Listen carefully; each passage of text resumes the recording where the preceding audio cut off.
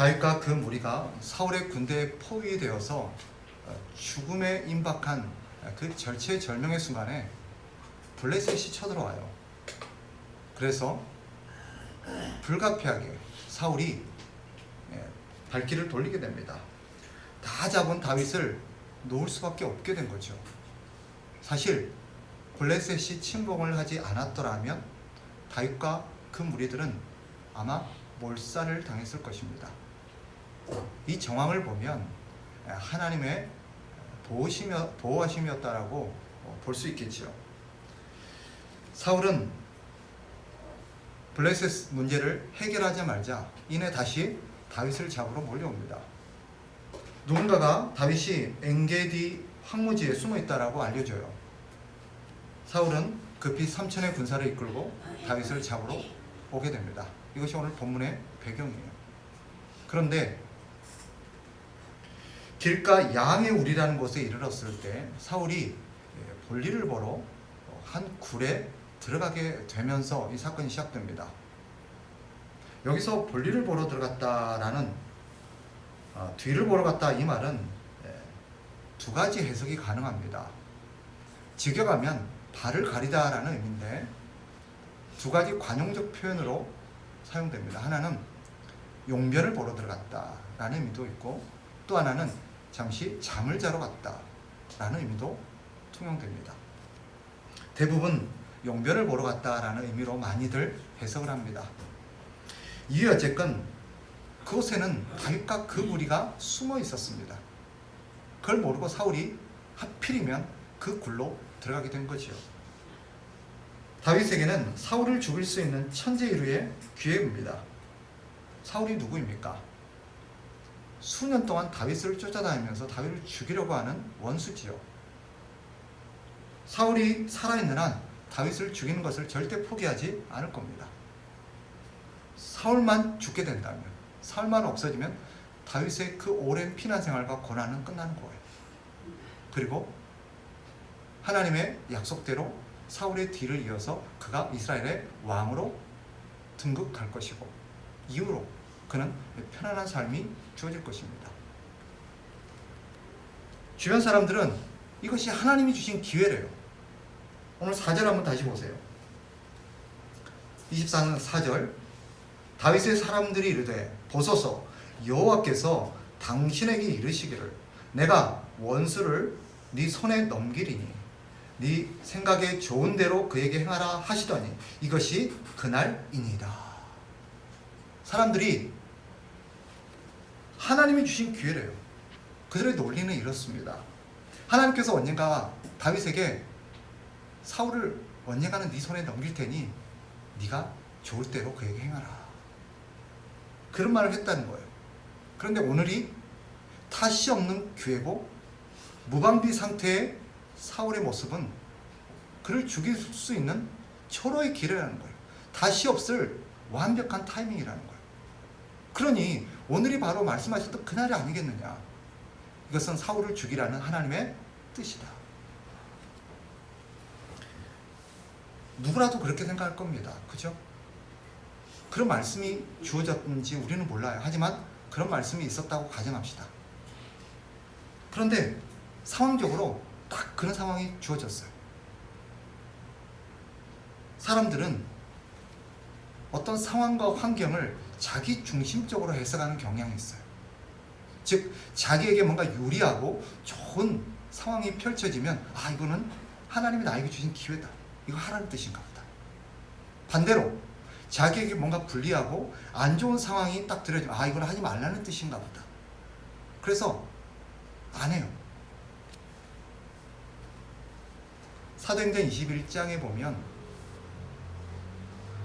예루살렘으로 향하던 이 바울이 이 가이사랴에 도착하게 됩니다.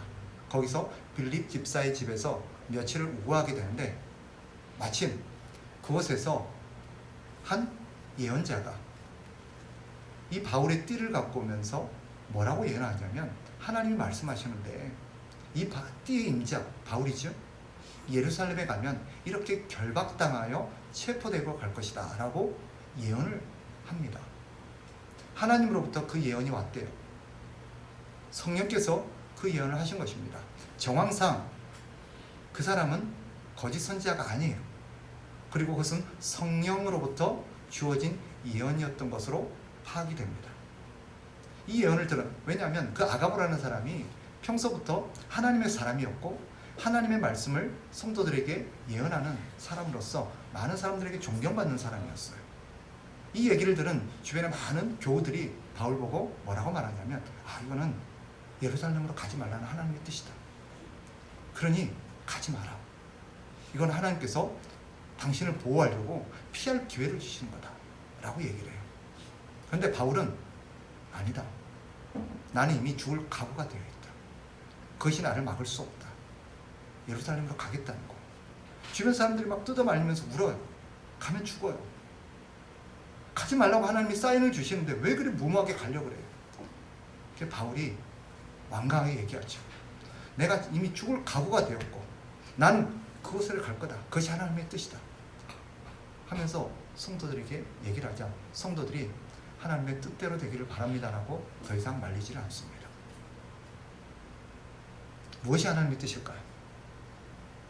바울이 예루살렘으로 가는 것이 하나님의 뜻일까요? 아니면 예루살렘으로 가지 말라는 하나님의 뜻일까요? 여러분 어떻게 생각하세요? 그것이 하나님의 뜻인지 아닌지 어떻게 분별하세요? 뭘 근거로? 오늘 다윗도 비슷한 경우입니다. 많은 사람들이 이거는 당신에게 주신 천재 유료의 기회입니다. 사울을 죽이라는 하나님의 뜻이에요. 죽입시다. 사울만 죽이면 이런 오랜 고단한 피난 생활을 다 끝내도 됩니다. 그리고 드디어 당신이 왕으로 등극할 때가 되었습니다. 무엇이 하나님의 뜻일까요? 근데 사울은 다윗은 이렇게 선택을 합니다. 4절로 다시 가보세요. 4절 후반부에 보면 이렇게 말하죠. 그 말을 듣고 다윗이 일어나서 사울의 겉옷 자락을 가만히 베니라. 5절 그리한 후에 사울의 옷자락 뱀으로 말미암아 다윗이 마음에 실려. 6절 자기 사람들에게 이르되 내가 손을 들어 여호와의 기름 부음을 받은 내 주를 치는 것은 여호와께서 금하시는 것이니 그는 여호와의 기름 부음을 받은 자가 됨이니라 하고. 다윗은 사울을 죽이지 않았습니다.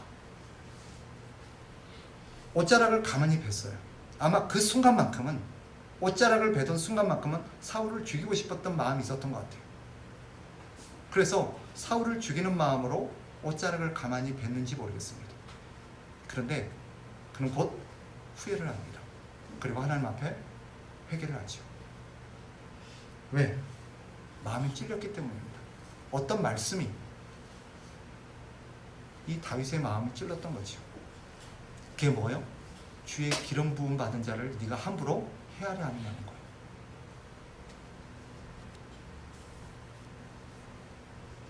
사울은 이유 어쨌건 하나님이 기름 부어 세운 하나님의 종이었고 하나님이 세우신 왕이었어요.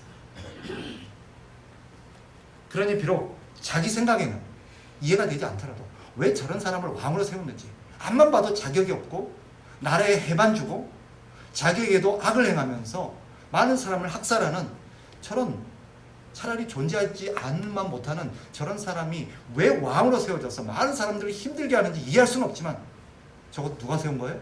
하나님이 세웠다. 그러니 하나님이 결정하시고 하나님이 그를 해결하시고 있다는 거예요. 내 마음에 안 든다고, 내 뜻에 맞지 않다고 내가 함부로 할 수 없다라는 거죠. 이게 다윗의 판단이었습니다. 다윗의 생각은 무엇입니까? 그는 하나님의 말씀, 율법에 근거해서 하나님의 주권을 인정한 것입니다. 그리고 하나님의 말씀에 순종하기로 한 거예요. 자신의 마음에는 들지 않았죠. 또 여러 사람들이 아니라고 말했어요. 그러나 하나님이 세우신 자를 자신이 함부로 해서는 안 된다는 판단을 한 것입니다. 하나님이 세우셨으니 하나님이 하나님의 방법대로 하나님의 때에 하나님이 처리하실 거라고 믿은 거예요. 하나님께 맡긴 거죠. 이런 생각이 들 수도 있을 것입니다. 정황을 아시는 분들은 아니 사울은 이미 하나님이 버린 사람이 아닌가, 하나님이 그를 더 이상 왕으로 세우지 않겠다고, 왕으로 인정하지 않겠다고 폐위시킨 사람이 아닌가. 물론 그렇죠. 하나님이 그를 버렸다고 해서 사람이 함부로 해도 된다는 뜻은 아닙니다. 쉽게 말하면 어떤 사람이 하나님의 말씀을 어겼다고 해서 내가 그를 함부로 처리해도 된다는 뜻은 아니에요. 핵심은 뭐예요?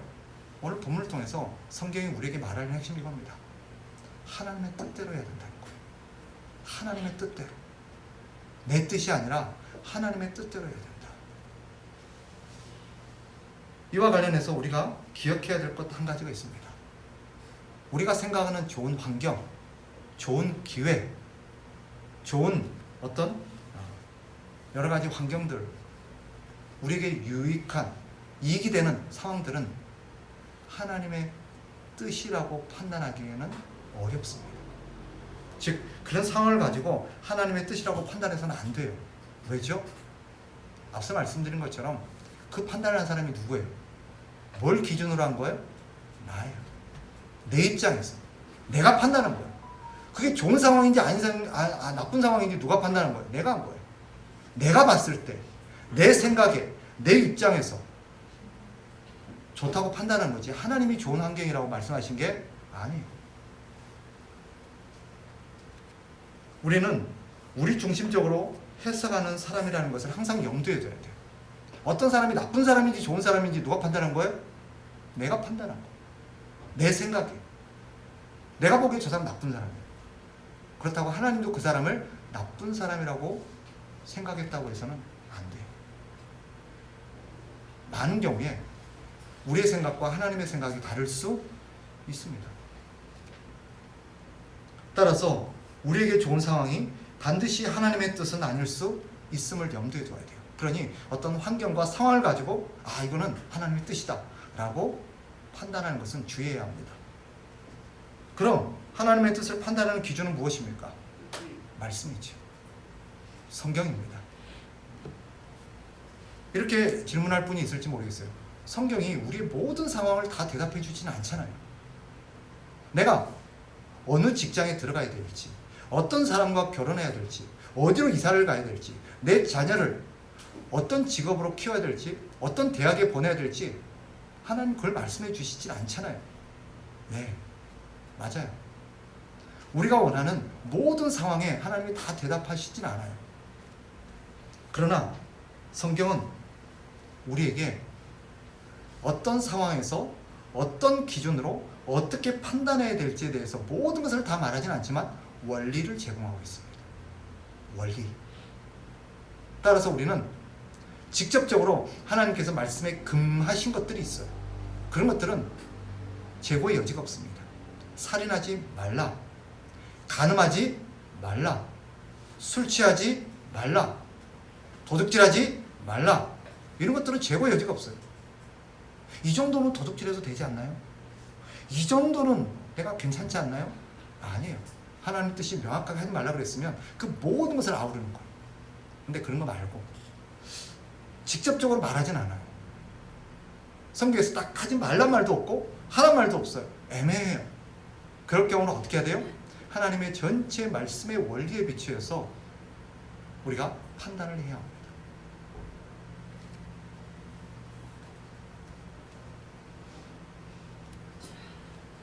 또 한 가지,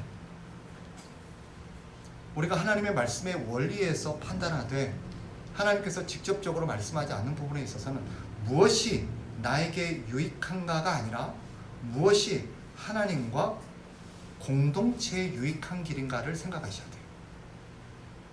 이래도 되고 이래도 되지만, 성경에 이래도 죄는 아니고 저래도 죄는 아니지만 하나님께서 뭐라 그래요? 가급적이면 덕을 세우는 일을 하라고 그랬어요.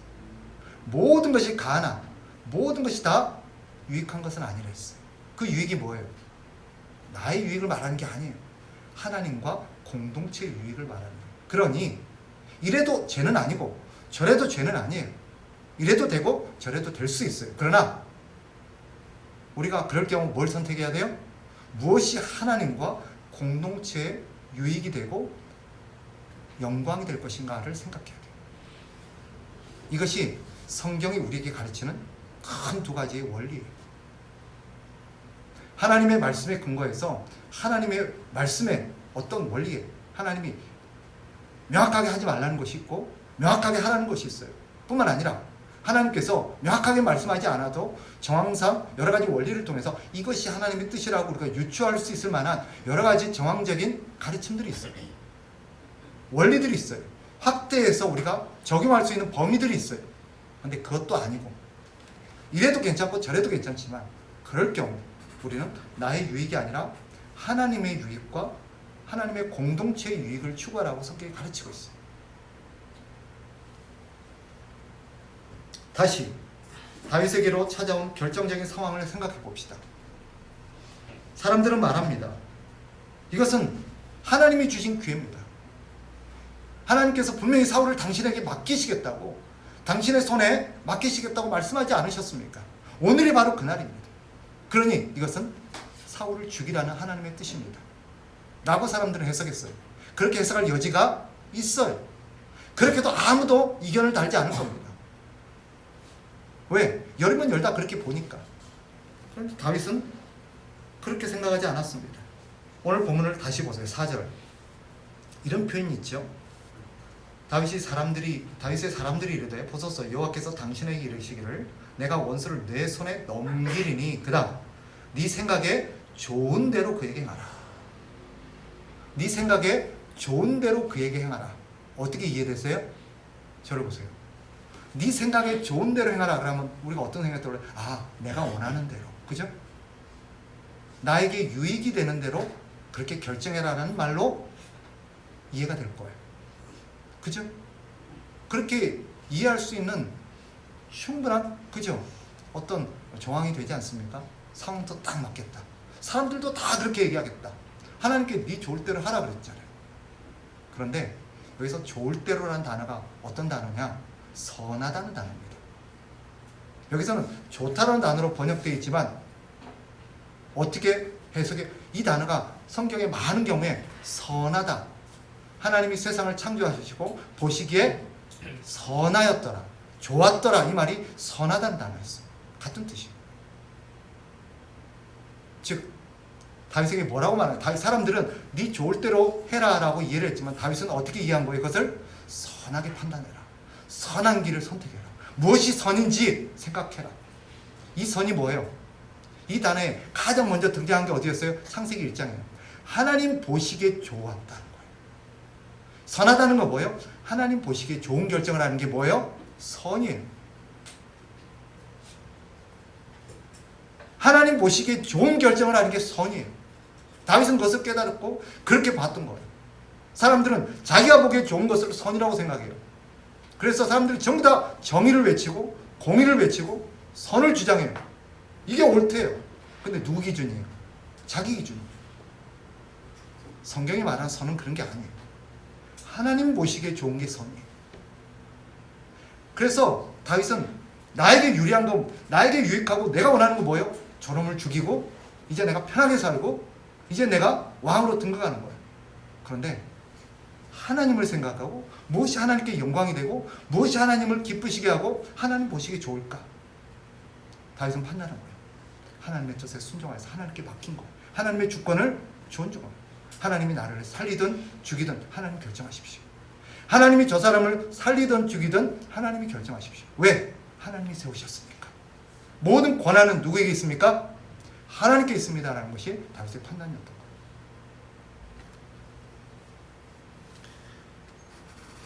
세상적으로는 위법하거나 문제가 되지 않을 수 있습니다.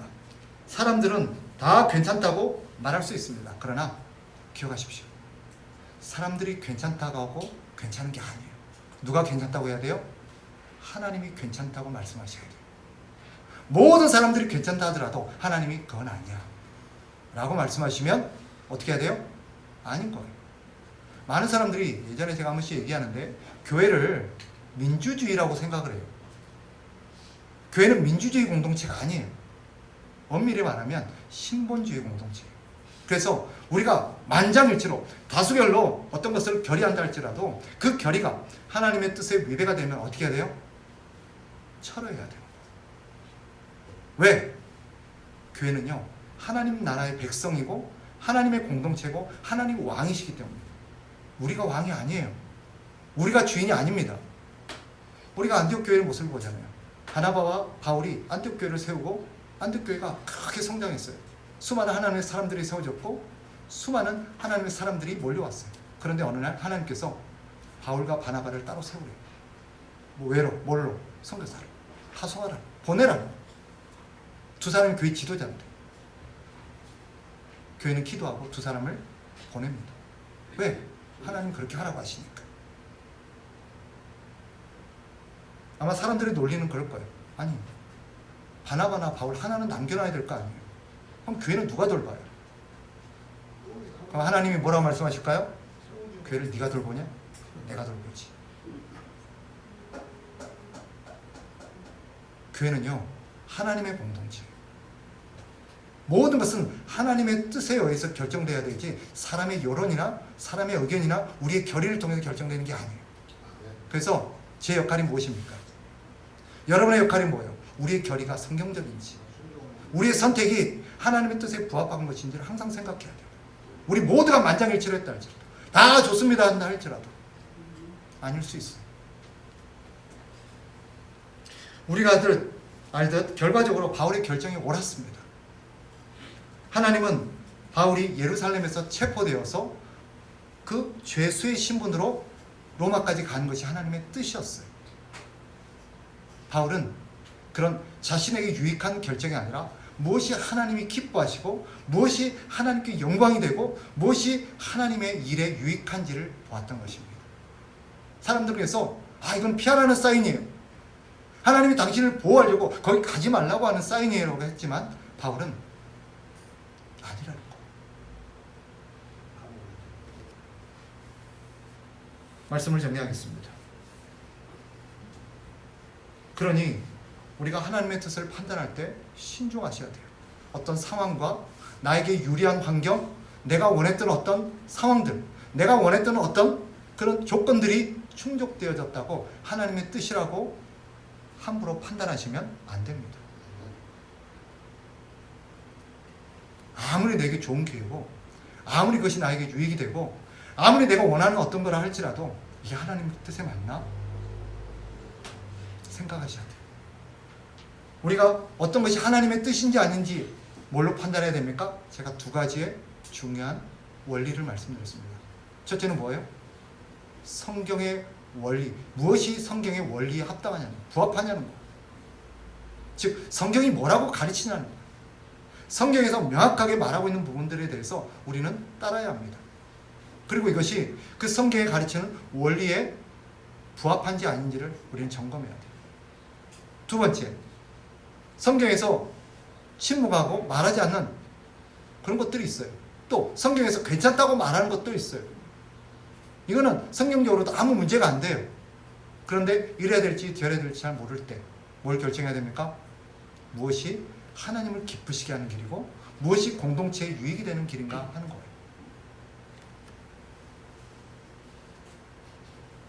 내가 어떤 기회가 왔고 어떤 걸 하고 싶고 그럴 수 있는 상황이라 할지라도 그것이 내가 소속된 공동체와 내가 섬기는 하나님이 기뻐하시지 않을 것 같고 이것도 괜찮긴 하지만 오히려 반대로 이것이 더 하나님이 기뻐하실 것 같고 이것이 더 공동체에 유익이 될 것 같으면 그것을 선택하는 것이 하나님의 뜻입니다.